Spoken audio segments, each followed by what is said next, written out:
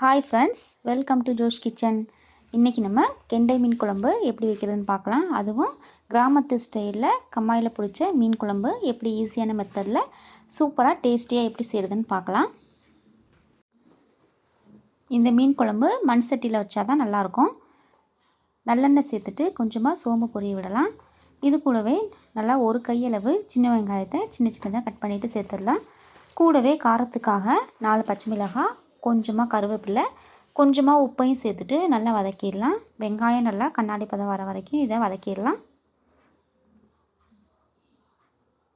இந்த மாதிரி நம்ம வேறு எதுவுமே சேர்க்காம வெங்காயம், தக்காளி, பச்சை மிளகாய் சேர்த்து வச்சாலே அவ்வளோ டேஸ்டியாக இருக்கும். வெங்காயத்தை நல்லா பொன்னிறமாக வதக்குனதும் 3 பழுத்த தக்காளியை சின்ன சின்னதாக கட் பண்ணிவிட்டு சேர்த்துடலாம். தக்காளி, வெங்காயம் எல்லாமே நல்லா குழைவாக வேகட்டும்.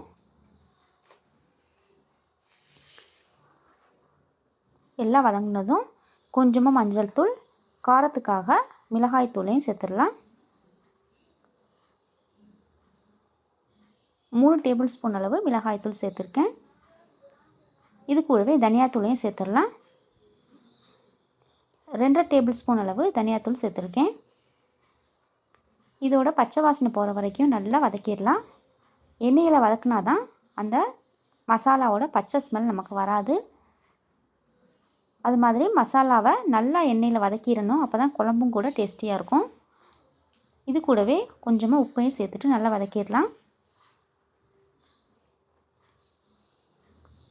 எல்லாம் வதங்கினதும் ஒரு கைப்பிடி அளவு புளியை நம்ம கரைச்சிட்டு எடுத்து வச்சுக்கலாம். மசாலா வதங்கினதும் நம்ம இப்போ புளி கரைசலை சேர்த்துடலாம். புளி சேர்த்துட்டு இது கூடவே தேவையான அளவு தண்ணியும் சேர்த்துடலாம். இந்த மீன் குழம்பு ரொம்பவும் கெட்டியாகவும் இருக்கக்கூடாது, ரொம்பவும் தண்ணியாக இருக்கக்கூடாது, ஓரளவு மீடியமாக இருக்கணும். எல்லாத்தையும் சேர்த்துட்டு நல்லா மிக்ஸ் பண்ணிவிட்டு கொதிக்க விட்டுறலாம். பாருங்கள், குழம்பு நல்லா கொதி வர ஆரம்பிச்சிருச்சு. இப்போ நம்ம க்ளீன் பண்ணி வச்சுருக்க மீனை இதில் சேர்த்துடலாம். அடுப்பை மீடியம் ஃப்ளேமில் வச்சுட்டு மீனை சேர்த்துக்கோங்க. இப்போ நம்ம எல்லா மீனையும் இதில் சேர்த்தாச்சு. லைட்டாக அப்படியே ஒரு டைம் கிண்டி விட்டு அப்படியே கொதிக்க விட்டுறலாம். அடுப்பை மீடியம் ஃப்ளேம்லேயே வச்சுட்டு கொதிக்க விட்டுறலாம். பாருங்கள், குழம்பு நல்லா கொதி வர ஆரம்பிச்சிருச்சு. அவ்வளோதான், டேஸ்டியான மீன் குழம்பு ரெடி ஆயிடுச்சு.